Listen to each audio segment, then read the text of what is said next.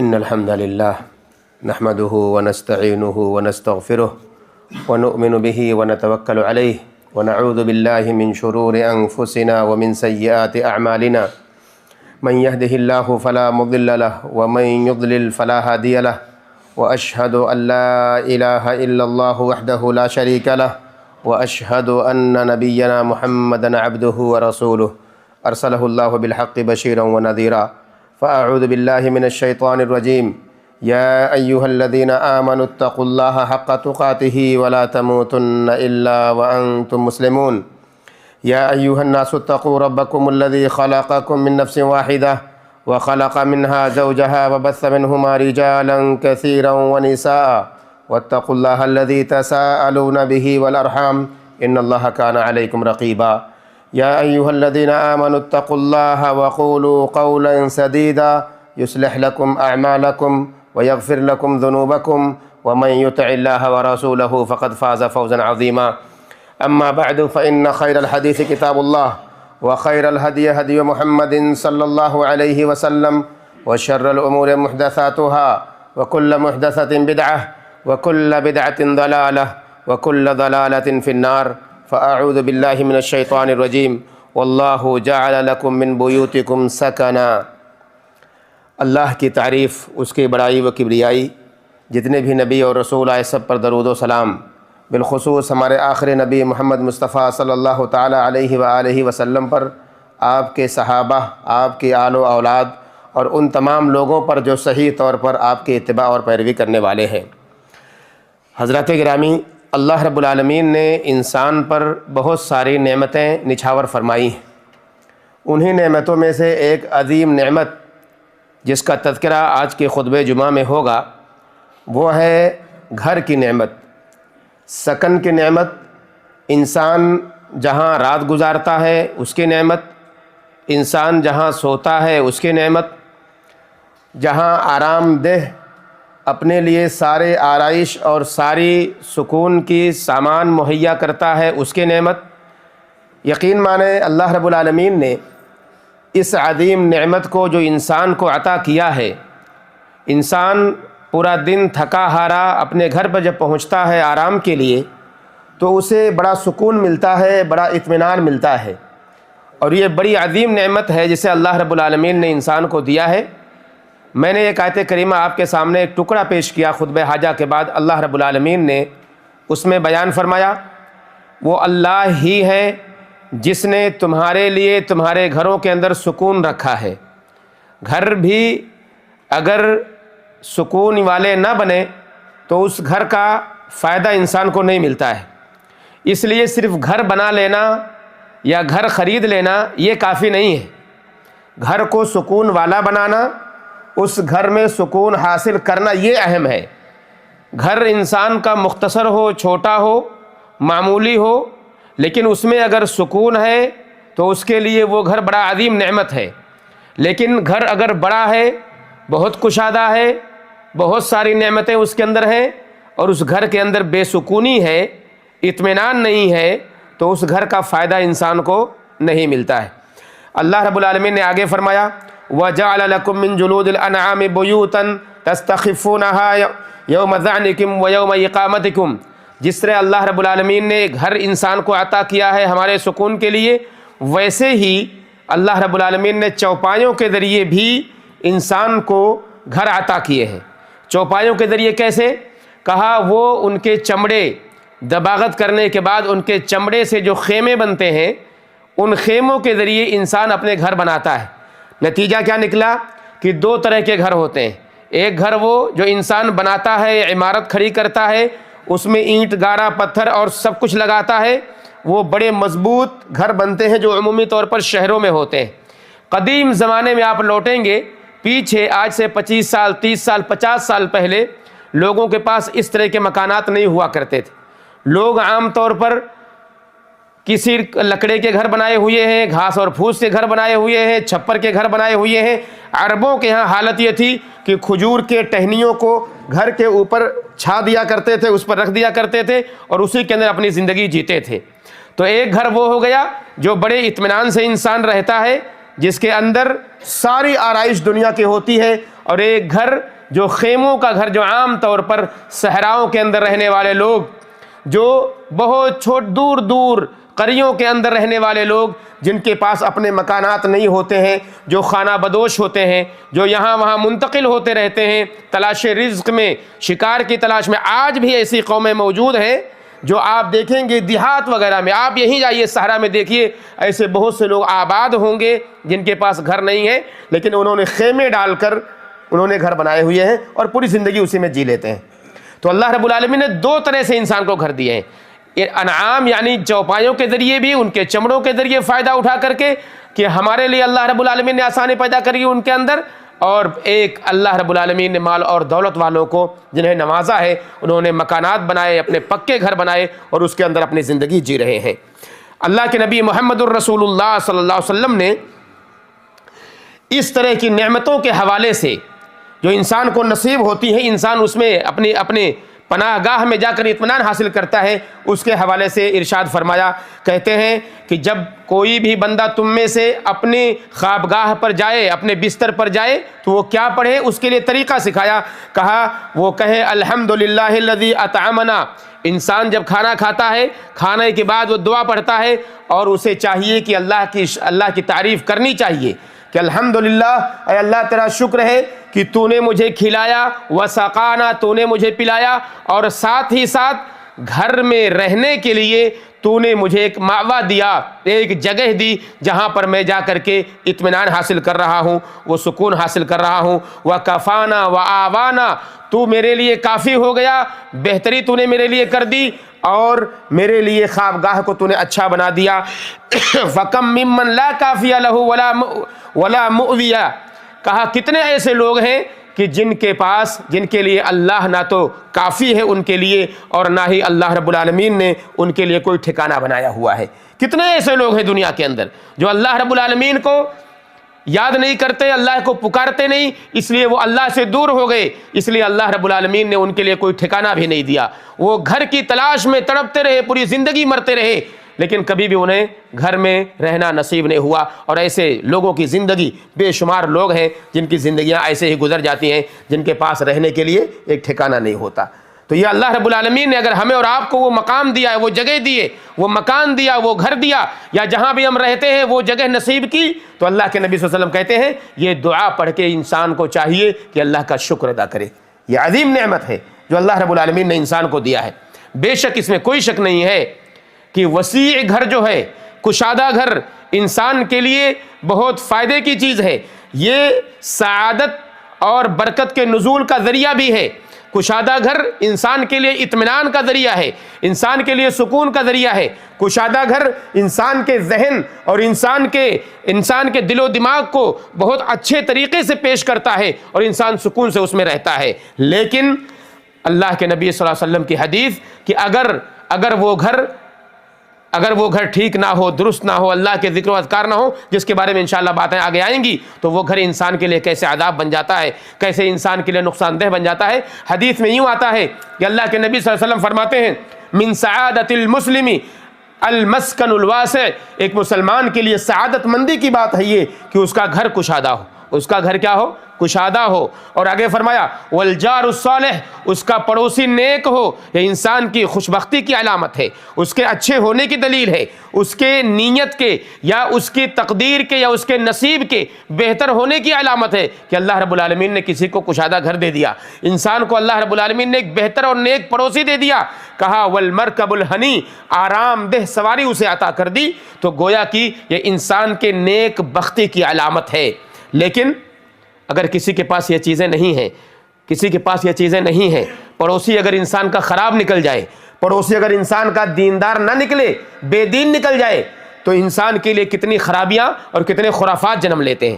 اس لیے ایک طریقہ سکھایا گیا کہ آپ اگر گھر بھی خریدیں، گھر بھی بنائیں، تو اس کا خیال ضروری ہے کہ آپ کے پڑوس میں کون ہے، آیا وہ مسلمان ہے یا غیر مسلم ہے، وہ دیندار ہے یا دین سے دور ہے، مشرک ہے یا مسلمانوں کا وہ طبقہ ہے جو مسلمان تو کہتے ہیں مگر حقیقت میں اسلام لانے والے نہیں. ان سب کا خیال کرنا انتہائی ضروری ہے، تاکہ اس کا اثر آپ پر نہ پڑے، آپ کے بچوں پر نہ پڑے، آپ کی تعلیم اور تربیت پر نہ پڑے، آپ کے بچوں کے ایمان اور عقیدے کو خراب کرنے کا ذریعہ نہ بنے۔ اس لیے یہ ساری چیزیں، ان سب کا خیال کرنا انتہائی ضروری ہے۔ اللہ رب العالمین نے قرآن مجید میں فرمایا وَآتَاكُم مِّن كُلِّ مَا سَأَلْتُمُوهُ وَإِن تَعُدُّوا نِعْمَةَ اللَّهِ لَا تُحْصُوهَا، کہ تم نے جو کچھ اللہ سے مانگا اللہ نے تمہیں عطا کر دیا، جو کچھ بھی تم نے مانگا اللہ نے تمہیں دے دیا۔ یہاں تک فرمایا اگر تم اللہ کی نعمتوں کو شمار کرنا چاہو تو نہیں کر سکتے، لیکن انسان کی حالت یہ ہے کہ انسان بے انصاف ہے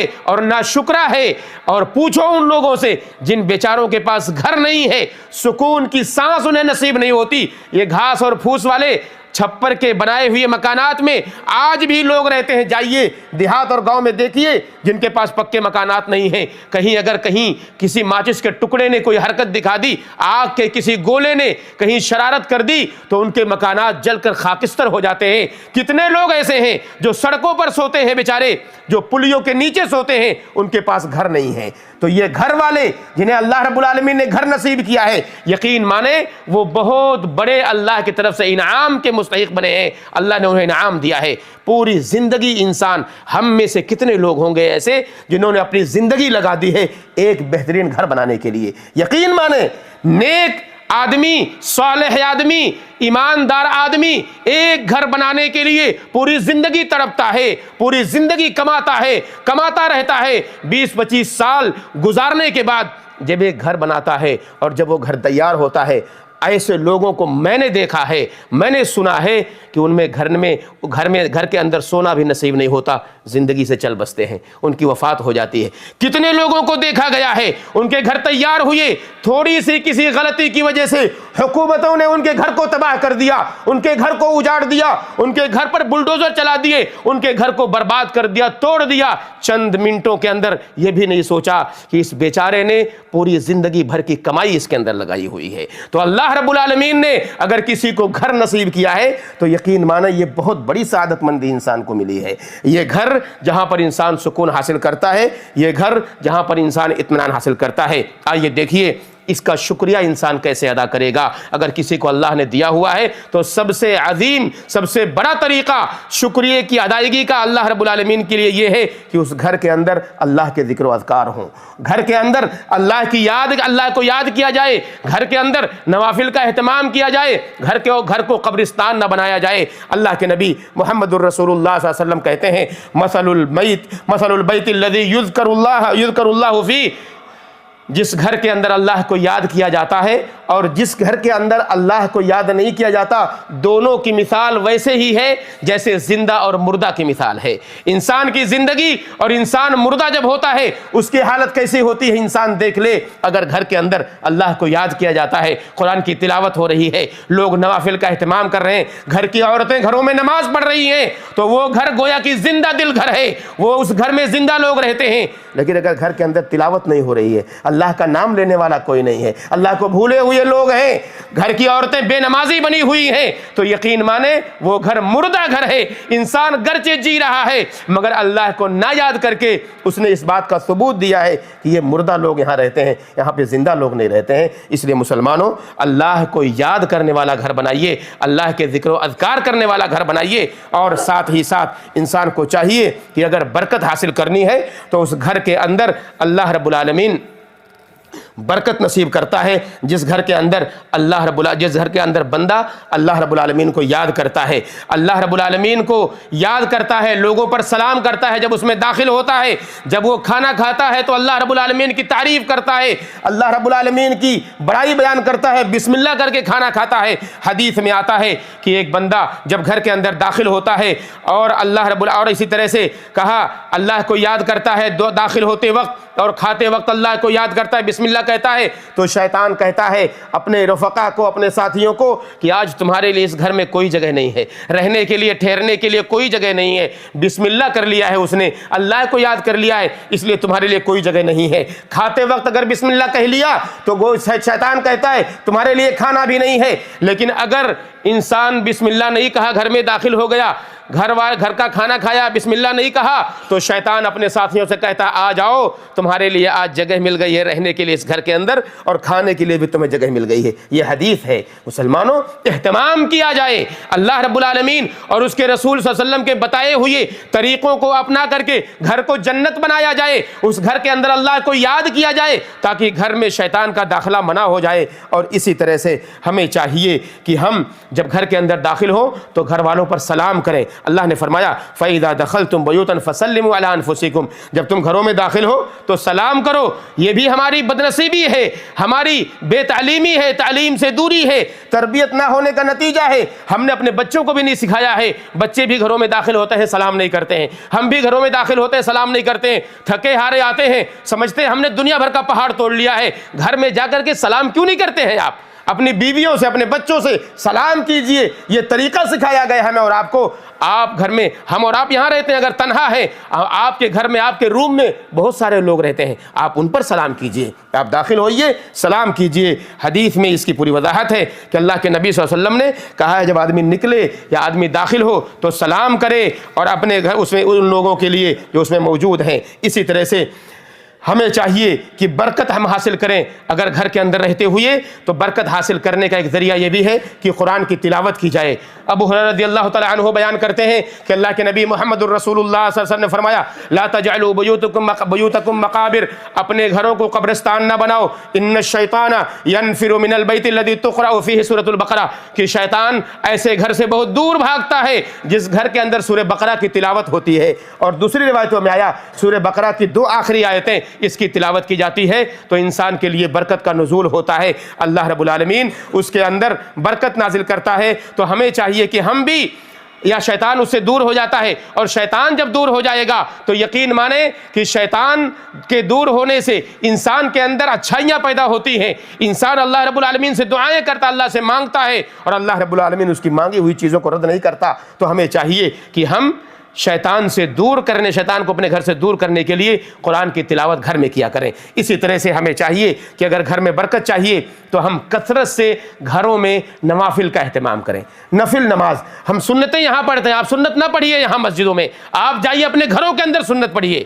ابھی جمعہ کی نماز کے بعد آپ یہاں پر کھڑے ہو کے 4 رکعت سنتیں پڑھتے ہیں 2 کر کے, آپ گھر جائیے 2 رکعت سنت پڑھیے. یہ طریقہ ہے اللہ کے نبی صلی اللہ علیہ وسلم کا کہ اللہ کے نبی صلی اللہ علیہ وسلم اپنے گھر کے اندر اپنے کمرے میں جا کے 2 رکعت سنت پڑھتے تھے. لیکن یہ بھی طریقہ ہے کہ اگر آپ مسجد میں پڑھنا چاہتے ہیں تو آپ 4 رکعت پڑھیے 2 کر کے, یہ بھی سنت ہے. لیکن گھروں کو آپ سنتوں سے معمور کیجئے, گھروں کو آپ سنتوں سے معمور کرتے رہیے, شیطان دور ہوگا. گھر کی عورتیں خصوصی کردار ادا کر سکتی ہیں گھر کو معمور کرنے کے لیے سنتوں سے, نوافل سے. ہمیں چاہیے کہ اس کا اہتمام کریں. اللہ کے نبی محمد الرسول اللہ صلی اللہ علیہ وسلم سے ثابت ہے یہ ساری باتیں. حدیثوں میں بہت ساری حدیثیں اس کے حوالے سے ہیں کہ سب سے بہترین نماز, نفل نماز جو انسان کی ہوتی ہے وہ گھر کے اندر ہوتی ہے مسجدوں کے بجائے. یہ بھی ثابت ہے اللہ کے نبی صلی اللہ علیہ وسلم سے کہ جس طرح سے فرض نماز ہمارے لیے 27 گنا درجہ اونچا کر دیتا ہے, اسی طرح سے ہمارے لیے سنت کی نمازیں, نفل کی نمازیں گھروں کے اندر پڑھنا یہ 27 گنا اضافہ کر دیتی ہے. اس لیے مسلمانوں سنتوں کا, نوافل کا اہتمام خصوصی طور پر گھروں میں کیا کریں, اپنے ڈیرے میں کیا کریں, جہاں آپ رہتے ہیں وہاں کیا کریں. اور گھر کی عورتیں خصوصی طور پر ان کی ذمہ داری ہے کہ گھروں کو قبرستان ہونے سے بچائیں, گھروں کو قبرستان بننے سے بچائیں. گھروں میں قرآن کی تلاوت کیا کریں, اللہ رب العالمین کے ذکر اور اذکار کیا کریں. یہ ساری باتیں اللہ کے نبی محمد الرسول اللہ صلی اللہ علیہ وسلم سے ثابت ہیں. ایک حدیث اور لیجئے, کہتے ہیں اللہ کے نبی صلی اللہ علیہ وسلم, صحابی نے کہا یا رسول اللہ من نجات, اللہ کے نبی صلی اللہ علیہ وسلم نجات کیا ہے؟ کہا املک علیک لسانک, اپنی زبان پر کنٹرول کر لیجئے, ولیسع بیتک اپنے گھر کو کشادہ کر لیجئے, وابکی علی خطیئتک, اور اپنے کیے ہوئے پر, اپنے گناہوں پر رونا شروع کر دیجئے, نجات پا جاؤ گے. مسلمانوں اللہ رب العالمین نے ضمانت لی ہے ایسے آدمی کی. کہا ورجل دخل بیتہ بسلام فہو ضامن علی اللہ سبحانہ وتعالی, ایک ایسے آدمی کی بھی ضمانت اللہ رب العالمین نے لی ہے, گارنٹی لی ہے ایسے آدمی کی کہ جو گھر کے اندر داخل ہوتا ہے اور گھر والوں پر سلام کرتا ہے, گھر والوں پر سلام کرنا شروع کر دیا. دیجئے. اگر کبھی کوتاہی ہو جائے تو آپ اس کوتاہی کو دور کر لیجئے. یہ گھروں کو معمور کرنے کا بہترین طریقہ ہے. اللہ سے دعا کریں کہ اللہ رب العالمین ہم سارے لوگوں کو اچھا بہترین گھر نصیب فرمائے, ہم سارے مسلمانوں کو اچھا رہنے کا ٹھکانہ نصیب فرمائے, ہم سارے مسلمانوں کو ایک اچھی ایسی جگہ دے جہاں پر تیرا ذکر و اذکار ہو رہا ہو. اے اللہ تو ہمیں اپنے گھروں کو تیرے ذکر سے معمور کرنے کی توفیق عطا فرما. اے اللہ تو ہمارے گھروں کو اچھائیوں کے ساتھ رکھنے کی توفیق عطا فرما.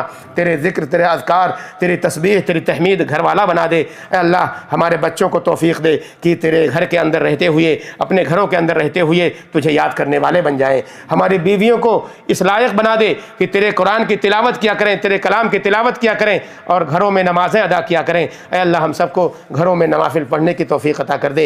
اے اللہ گھر کا اہتمام کرنے کی توفیق عطا کر دے. اے اللہ سارے مسلمان جو بے گھر ہیں, جن کے پاس مکانات نہیں ہیں, اے اللہ رب العالمین اپنے فضل و کرم سے انہیں مکانات نصیب کر دے, انہیں ایک اچھا گھر, کشادہ گھر نصیب کر دے, بہترین گھر انہیں نصیب کر دے. اے اللہ ہمارے جو بھائی بیمار ہیں انہیں شفا دے دے, جو لوگ قرض دار ہیں انہیں قرض سے نجات دے دے. اے اللہ جو لوگ پریشان حال ہیں ان کو پریشانی سے نجات دے دے. جب تک ہمیں زندہ رکھ اسلام پر, خاتمہ ہو تو ایمان پر ہو. آمین رب العالمین. وصلی اللہ وسلم علی نبینا محمد وعلی آلہ وصحبہ اجمعین. السلام علیکم ورحمۃ اللہ وبرکاتہ. ناظرین اکرام, اسلامک ٹی وی اس چینل کو ابھی تک جنہوں نے سبسکرائب نہیں کیا ہے, برائے مہربانی اس چینل کو سبسکرائب ضرور کریں اور ہر دن کی اپڈیٹ کے لیے اس کے ساتھ ہی ایک بیل, ایک گھنٹی کا نشان آئے گا, اسے آپ ضرور پریس کریں اور اسے دبا کر آپ ہمارے ساتھ تعاون فرمائیں. جزاک اللہ خیر. السلام علیکم ورحمۃ اللہ وبرکاتہ.